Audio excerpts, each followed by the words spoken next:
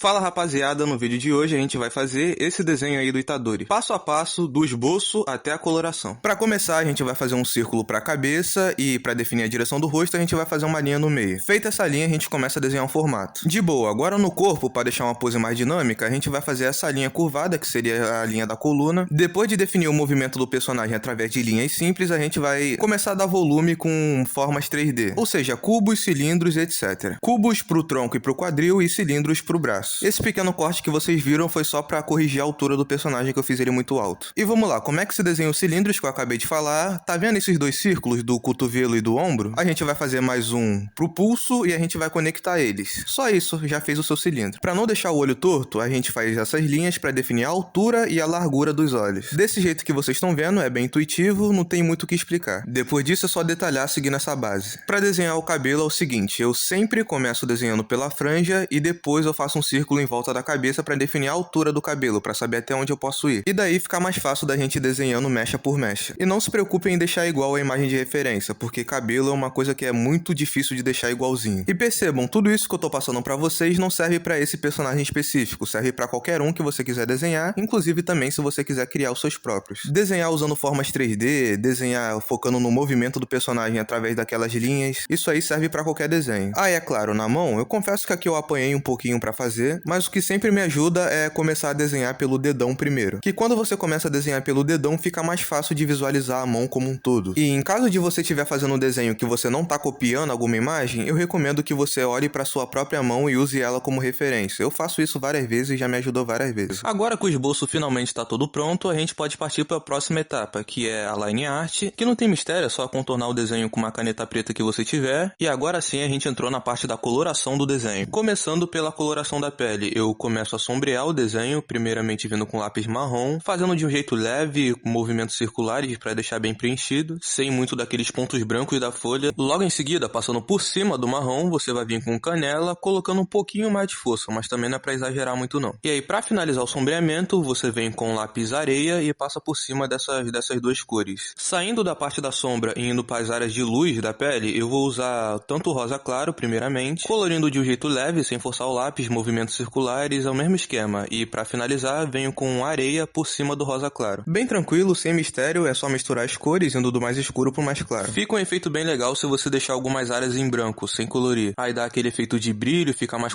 contrastado e fica mais bonito. E aquele brilho ali do lado do rosto, eu só usei o azul, que tem uma iluminação batendo ali. Nos olhos, eu só uso o lápis prata, para sombrear aquela parte, entre aspas, branca do olho. No cabelo, assim como na pele, eu vou começar pelo lápis marrom, colorindo todas as áreas de sombra, e também tomando aquele cuidado para deixar algumas áreas em branco também. Colorindo de um jeito suave, sem forçar o lápis. Por cima do lápis marrom, aí aqui que vem a diferença, que ao invés do canela, a gente vai usar o bordô. E depois disso, a gente vai finalizar essa parte da sombra, colorindo com rosa chiclete. E o rosa chiclete é tanto dentro da sombra, como também invadindo as áreas que eu ainda não tinha colorido. Porém, quando você sair da sombra, você vai fazer com a mão mais leve, não vai colocar muita força no lápis. E para finalizar essa parte do cabelo, é só vir com rosa claro, colorindo por cima de todas essas cores. E essa parte lateral do cabelo, eu vou lembrar dela mais pra frente no vídeo. Indo agora pra coloração da roupa, mas antes, se eu te ajudei com alguma coisa até aqui, eu ficaria grato se você deixasse o like pra me motivar a trazer mais vídeos que nem esse. Voltando agora pro desenho para não perder o embalo, eu primeiramente venho com lápis preto, colorindo todas as áreas de sombra aí dessa parte da roupa. No mesmo esquema, fazendo de um jeito leve, sem forçar o lápis, com movimentos circulares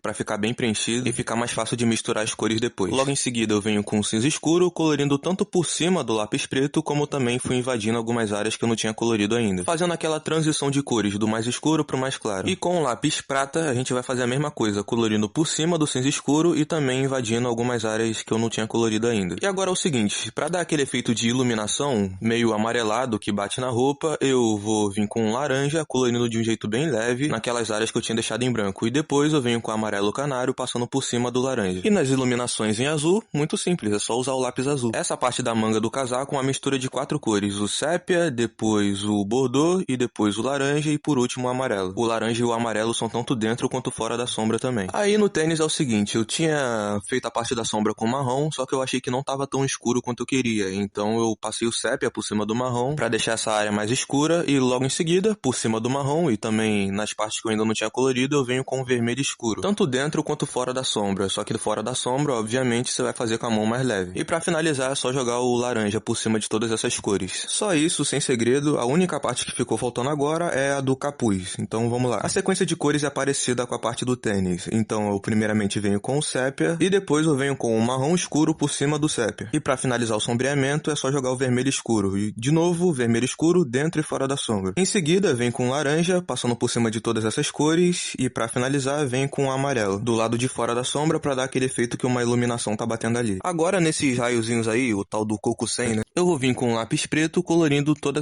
essa parte aí. E essa parte aqui tem que ter um pouquinho de paciência, que é bem repetitivo. Então vai fazendo de um jeito calmo, sem pressa. Se você tiver um daqueles marcadores, maravilha. Se você não tiver, aí vai ter que ser no lápis de cor e aí demora mais. Aí tem que tomar um cuidado maior. Em seguida, por cima do lápis preto, você vem com o cinza escuro. Não tá aparentando que tá fazendo grande diferença aí na câmera, mas eu tô usando o cinza escuro agora, por mais que não pareça. Em volta desse raio, você vem com o vermelho escuro, colorindo de um jeito suave, e por cima do vermelho escuro, você vem com o vermelho normal. Só isso, e assim finalizamos o desenho finalmente. Claro que eu entreguei tudo de um jeito bem mais resumido, mas se você quiser um passo a passo mais estruturado, eu tô deixando o link aqui na descrição. É um curso de como desenhar animes que eu recomendo, já tem milhares de alunos, e se por algum motivo você achar que não é pra você, você ainda tem 7 dias de garantia. Então, pros interessados, primeiro link aí embaixo. Rapaziada, agradeço demais pela atenção de vocês, muito obrigado por ter me acompanhado até o final do vídeo, valeu e aguardo vocês na próxima.